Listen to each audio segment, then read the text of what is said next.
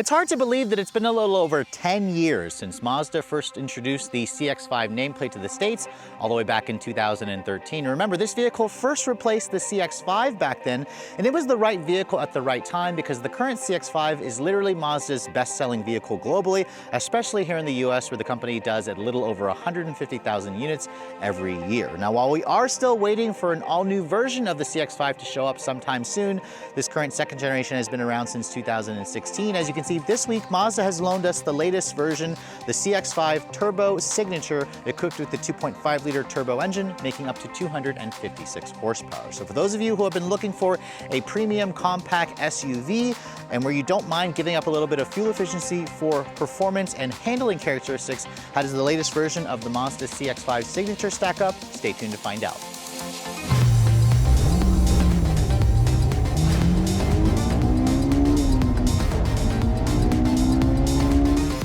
So before we start talking about the exterior styling of this particular 2024 CX-5, I thought I'd pop the hood and remind you guys what's powering this thing. Now, Mazda continues to offer a choice of two different engines, a base 2.5-liter four-cylinder or this upgraded 2.5-liter engine with a big turbo strapped onto it.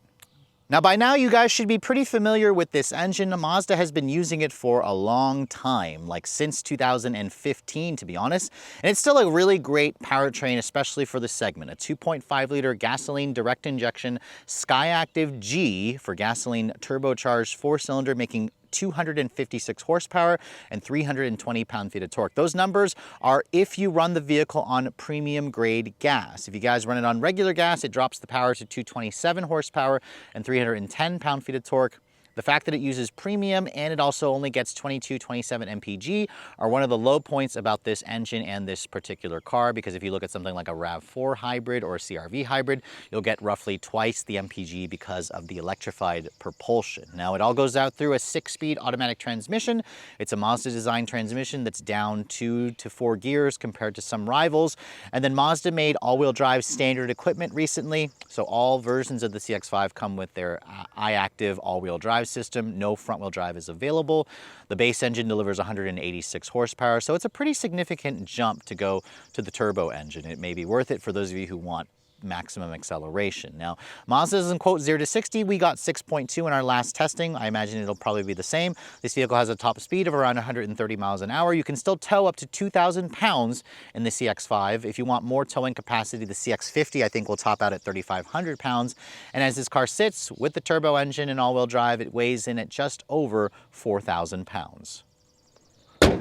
Closing the hood, let's go ahead and talk about the exterior styling of the CX-5, which honestly, Mazda gave the car a significant refresh a couple of years ago. So for 2024, it stays pretty much the same. This particular one that I'm showing you with the dark blue exterior and the signature trim is the top of the line model. It got a new gunmetal gray finish in the grille in the Mazda Signature 5-point grille this year. You can see it also has like a chain link fence design with the big chrome going around the side of the vehicle. All versions of the CX-5 will come with their LED headlights. Upper trims like this one that I'm showing you here have adaptive swiveling headlights with an LED turn signal, LED daytime running light. No fog lights on this car.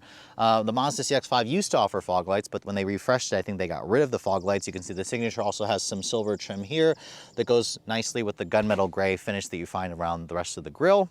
But overall, as you can see moving around the profile, this design is very much just tried and true. We've seen this look for quite some time. I do think that Mazda's own CX-50, which is wider, taller, and longer than this vehicle, looks a lot better, looks a lot more rugged. This has more like a hatchback look to it as opposed to an SUV look. But moving around the side profile, it has a 106.3-inch long wheelbase with a 180-inch long overall length. So the CX-50, in contrast, is around 6 inches longer in the overall length, 4 inches longer in the wheelbase, like 2 inches wider overall, so that's particularly why I prefer the look of the CX-50 over this car. You can see the wheel arch trim on the Signature trim also includes body colored accents, which I really appreciate. You also have these 19-inch silver finished wheels. I apologize how dirty the car is.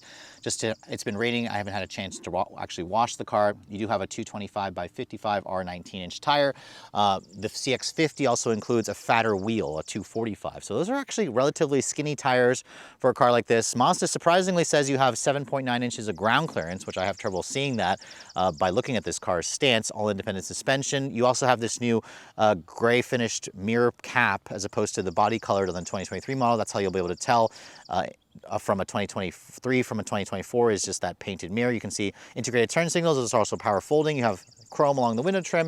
You have a standard size sunroof. Mazda doesn't offer a pano roof on this car like what you can get on some other Mazda vehicles. And then looking at the rear, I actually think this is the most attractive angle of the CX-5. It just looks really classy. It also appears to have aged very well, but I do think this angle is better versus the front of the vehicle. Now, one of the reasons why I think the rear looks a little plain is no like spoiler back here. I would have liked to see some kind of spoiler. You have a rear window wiper, you have a full LED taillight design, including an LED turn signal, LED accents, LED reverse lights. And then you can see the taillight's got a slight updated look. When Mazda refreshed this car last year, I believe, you have some badging back here, signatures, their top trim, and then you can see Skyactiv G. The turbo badge almost looks like an aftermarket add-on I don't particularly love. I also do appreciate the dual chrome exhaust tips that Mazda still puts. A lot of brands have been moving away from that. I also like the rear bumper protector that this particular test car has. If I open up the trunk lid, you can see a power liftgate's included. And the CX-5 is on the smaller end in terms of cargo capacity because of the smaller exterior footprint. You get around 30 cubic feet with the seats up. That's around 5 cubic feet less than a lot of its competitors. You have a little bit of storage to the side of the vehicle. You can see there's an underfloor storage here with a temporary spare tire. If you fold down the seats back here, which Mazda actually lets you do by pulling that little lever, that expands the cargo to just under 60 cubic feet of space. So that's nice, but you're going to find again around 10 to 15 more cubic feet and a lot of rivals, including Mazda's own CX-50, which I believe also has more cargo space. Now moving on to the interior of this Mazda CX-5 Signature. Before we get inside, however, let me show you guys the key fob. You can see this is the current key fob that Mazda has been doing for quite some time. It's a lot bigger key versus their original Smart Access key, which I think I actually prefer. You can see it's got the Mazda logo. All the buttons are on the side. You have your usual lock, unlock, remote start, or I'm sorry, a remote open for the trunk and panic. No remote start from the fob, and I don't think Mazda offers their phone as a key on this vehicle. You can see the car just locked the doors and folded the mirrors in. That's because this car offers an auto walk-away lock feature. Love the fact that Mazda offers that. No auto approach unlock feature, but you can see as I approach the vehicle, touch this door handle button, that's what's going to unlock the car. There's no sensor on the back of the door handle like on some competitors. Now you can see opening up the interior, if you guys, I hope you guys like a dark brown interior, because the Signature trim is the only comes with this color combination. They call it Catura Brown, and these are the premium Napa leather seats. So these are the upgraded seats. They also include heat and ventilation, which you'll get that on most of the premium trims and up. But you will get a different style leather, just a regular leather on the non-Signature trims. The Turbo Carbon Edition also offers a terracotta interior, which I actually love Mazda's terracotta interior. I wish that the company would offer that on the Signature. I don't particularly like how dark this brown is. You can see only in certain lights you can really tell the difference between a black piece here and the dark brown. But with the contrast stitching, it's certainly nice. You have a 10-way power driver's seat here, of course, with 2-person memory. And the heat and cooled function also works really nicely. The door panel materials still have a nice material here where you have this faux stitching with the soft touch injection molded plastic. Mazda says this is a real wood grain trim. They call it layered wood. On the door panel here, it feels like real wood, but I'll talk about the dash panel later. It doesn't actually feel like real wood to me. You have some aluminum trim, aluminum accented door handles, piano black plastic trim here, padded area here. Window controls are one touch for all 4. Typical high quality feeling buttons, and then you have the upgraded Bose stereo system. Down here you can see hard touch plastic with additional storage. But overall, the interior still makes a nice first impression. I just want Mazda to offer a lighter color interior on the Signature trims of the car. But let's go ahead and get inside and talk about the step-in height. It has a nice typical SUV step-in height with almost 8 inches of ground clearance as I shut the door. The door has a nice solid sounding thunk still, which adds to that impression of quality. And then turning the vehicle on, the start-stop button is located here. Starting it up, it has a traditional starter noise, and that's because this car is not a mild hybrid or a hybrid at all, so it's very, very traditional in that sense. Now you can see my phone is connected via the wireless Apple CarPlay and Android Auto, which is also a nice touch that Mazda added recently. The steering wheel, you can see, is leather-wrapped, 3-spoke design, paddles on the wheel, like the look of the airbag cover with the aluminum trim. The horn, it sounds pretty nondescript, but also appropriately sized given this vehicle. You can see heads-up display, padded upper dashboard material, which is nice. More of that faux stitching and padding here on this portion. And then this right here, this is where this feels more like a plastic to me as opposed to the layered wood feel that you feel on the door panel. It looks certainly nice. The signature trim is the only trim to give you the real wood trim with the alloy trim, with the way the dash vents look. You can see down here it's even soft touch, which is nice. You have dual zone climate control. You have heated and ventilated seats, like I said, which the premium trims and up will include the ventilation. You have a wireless phone charging pad here, and then you can see the Mazda Connect head unit. That's 10.25 inches. It has been repositioned to be a touchscreen, and you can see it's also a touchscreen when the vehicle is moving, but it's only a touchscreen when you're in the CarPlay or Android Auto function. Go back to the Mazda native system and it's not a touchscreen anymore. You have to use this little rotary dial here, which I hate how Mazda refuses to do a touchscreen on their native system, and it really just shows the age of this car. It's in dire need of a software update, new software behind it. You can see there's the embedded GPS, which is fine. Mazda system is perfectly acceptable, although again, the fact that it's not a touchscreen annoys the crap out of me. Most of you will probably just end up using the CarPlay. Anyways, if I put the vehicle into reverse, you can see there's your full 360 camera with trajectory and parking sensors, front and rear, cross-traffic braking, all that good stuff. The resolution and quality is average, nothing super special, but it certainly will get the job done. And then down here you can see traditional shifter for the 6-speed automatic transmission. Your drive mode selectors here. There's 3 modes: off-road, normal, and sport. We'll try out 2 of those modes when we get this vehicle out on the road. Electronic parking brake here. Nice volume knob and big dial to control this infotainment system, along with some software buttons, or software shortcut buttons, I'm sorry. You have 2 cup holders here, padded center console. Open this up, you can see 2 USB-C charging ports. You have a 12 volt, and if you lift this up, it's a decent sized center console, but you definitely have seen more storage in some of its rivals. The seats, like I said earlier, they're covered in this premium Napa leather, which are comfortable and supportive. Not much in terms of bolstering, but I appreciate how soft it is. I just want to see a different color. The passenger seat is actually a 6-way power adjustment, but no lumbar on the passenger side, only on the driver's side, so keep that in mind. The glove compartment you can see here is damped and lined with felt. It's a bin style, offers a decent amount of storage. You can see the digital camera, auto dimming rearview mirror with the frameless design. Mazda doesn't do a digital camera rearview mirror on this car. You have LED map lighting, but no ambient LED lighting like on some of the newer Mazdas. You can see woven material for the headliner, standard sunroof that opens and closes with that manual shade, and you can also tilt and slide it open. But overall, the interior definitely still looks okay, although you see here in the instrument panel, it's not the full digital display like you get in the new CX-90 and CX-70. That's a decent size, but again, the software for the native system is really just in need of an update. Thankfully, the high quality materials, the nice wood trim, and the comfortable seats make this still a relatively nice place to spend time on longer trips. But let's go ahead and take a look at the back seat of the CX-5. You can see Mazda says there's around 39 inches of legroom back here, which I think is actually a little bit of a stretch. It doesn't look like 39 inches to me. You can see the material quality is the same with that wood. Real wood, apparently. The soft touch here with the stitching padding over here. These seats do obviously fold down in a 60/40 manner. It creates an almost flat floor, which is nice. The seats sadly do not recline. Or actually, I'm sorry, it does recline slightly. There's one extra recline position as opposed to some rivals that offer a little bit more adjustability. You can see, getting back here, there's 39 inches, Mazda says, but as I get in here and shut the door, this is where I'd have the seat to drive. This to me feels more like 35 inches of legroom. So I've definitely felt a more spacious rear seat in some of its rivals. So I think that number Mazda needs to double check. It just doesn't feel that way. You can see you have rear seat air vents, which is a nice touch. You have 2 storage cubbies here. There's not a flat floor, so the middle passenger will feel a little bit cramped. You can see headroom space is pretty good, actually. There's a crap ton of headroom space, so that's where it feels a little bit more spacious. Fold this down here for the armrest, and you can see you have cup holders and you have 3 level heated seats on this trim here, back here. I like how Mazda actually puts it here in the cup holder armrest area, and then if I open this up, you're going to find 2 USB-A charging ports in here. So it's nice how it's all kind of here, and then you still get the rear seat air vents. But overall, if you're looking for a bigger back seat, you're going to certainly find that in some of the CX-5's rivals.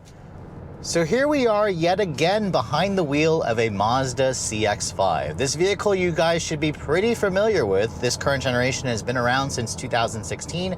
I've basically had the opportunity to review one almost every year because Mazda keeps sending me one. And to be honest, it is a very strong entry. It's still a strong entry in the compact SUV segment. Mazda does around 150,000 of these every year, so obviously as their best-selling model, the company wants to ensure that it's still getting enough coverage out there. Although I am very much looking forward to the company introducing a fully redesigned version, which I believe they have confirmed, and a hybrid version should be coming for the next generation using Mazda technology for their hybrid system. But until then, we still get the 2024 CX-5 signature with the Skyactiv G 2.5-liter turbocharged 4-cylinder. The company has now made all-wheel drive standard on every version of the CX-5. It all goes out through a 6-speed automatic transmission. On premium fuel, this engine is making 250 horsepower. So let's go ahead and see what we can get 0 to 60 wise. I think I got 6.2 the last time I tested this car, but let's go ahead and brake torque it. We'll floor it. Wasn't expecting it to spin out the front tires.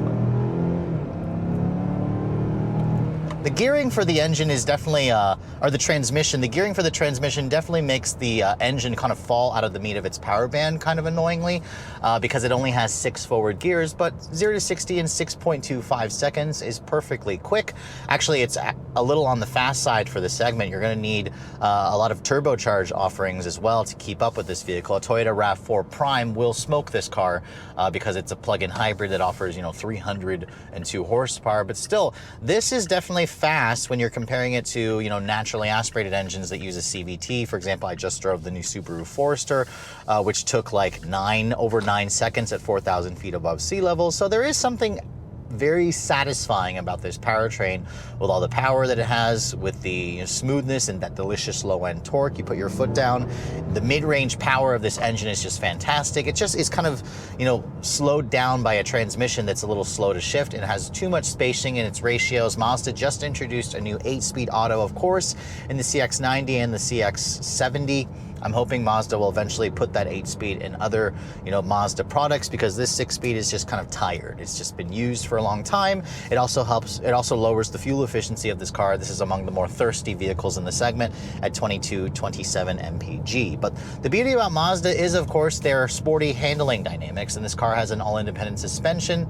The tires are relatively narrow at 225 width, so that's probably why they screech more often than they should, because we do have, 256 horsepower, 320 foot-pounds of torque. That is going to obviously make the car, be overpowered a little bit for these tires. You can hear the engine itself, the noise it makes is fine. It actually has a nice guttural tone to it. I don't know if Mazda's kind of making the sound a little bit deeper through the speakers. I don't think they use any kind of active sound control. This car also includes paddles on the wheel, so if I want to take control, it actually does a decent job at rev matching on your downshifts. Put your foot down here. Again, delicious mid-range, but the engine does fall out of its power band, or the power tapers off pretty abruptly above 5,000 RPM, so you don't want to rev the engine out. This is not a high revving engine, which is fine. People in this class are really looking for effortless power and feel, and the Mazda certainly gives you that.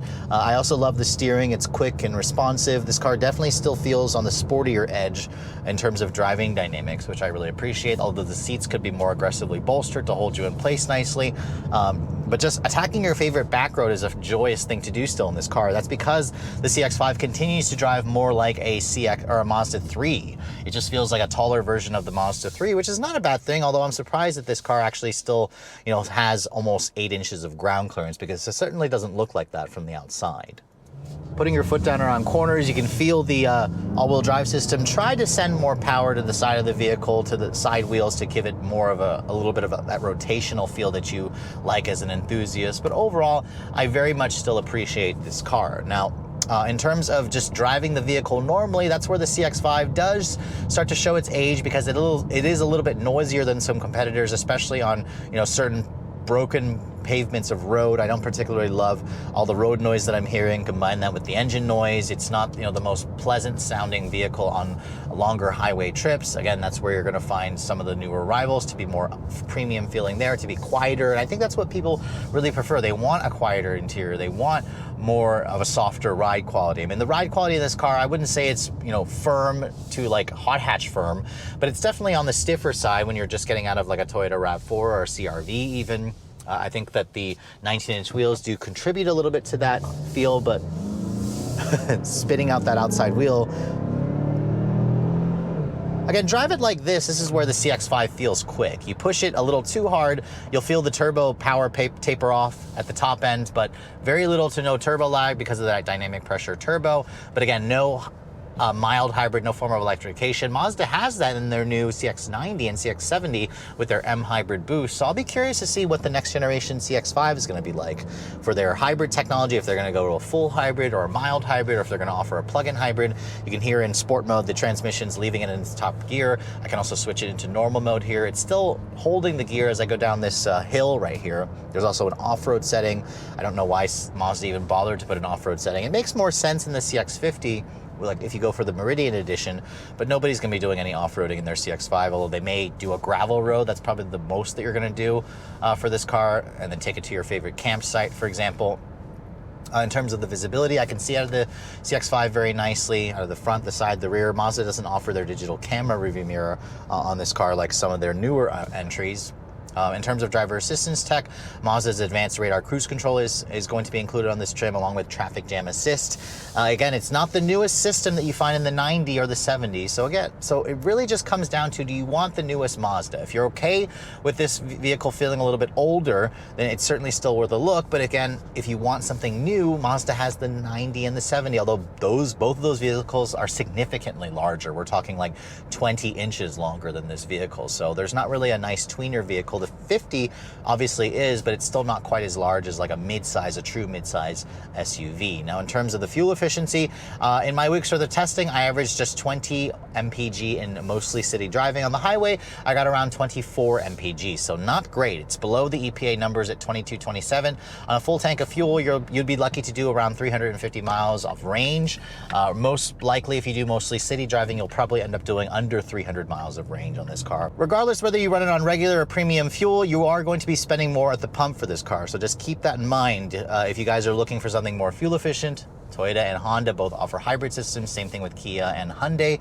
But overall, I am looking forward to what Mazda is going to do for the next generation CX-5. Until then, you're going to be stuck with this one. But I also think that if you are wanting to stay in the Mazda family, you should also be sure to check out the CX-50.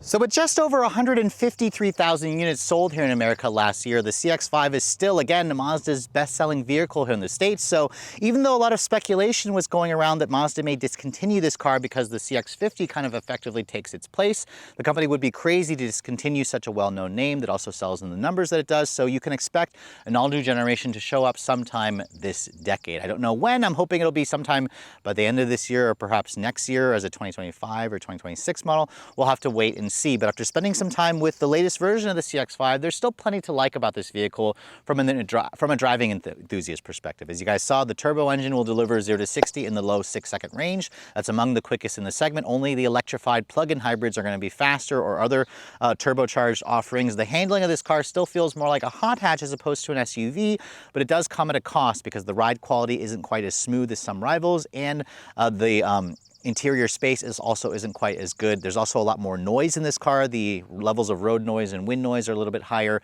so it doesn't kind of give you that full-on premium feel that you're looking for. The back seat does offer generous amounts of legroom, not as much headroom. The cargo space is a little on the small side. Again, remember, just take a look at the CX-50 if you want a bigger and more modern looking and feeling version of this car, because the two vehicles essentially are pretty similar, although this is riding on the older architecture versus the newer one that's underpinning the CX-50. Now, if you're looking to put a CX-5 in your driveway, obviously this has been on sale for a while, and pricing for the 2024 model has been creeping up over the years, and that's because Mazda has kind of repositioned this car a little bit, and they've made all-wheel drive as standard. So a base 2.5 Select with the naturally aspirated engine starts at $29,300, including all-wheel drive, of course. No more front-wheel drive model. There was a time where you can get these in the mid-20s. Now these are coming in at just under $30,000. If you want the turbocharged engine, it'll cost you at least $7,000 more, and that's for the Turbo Carbon Edition, which is a new trim for 2024.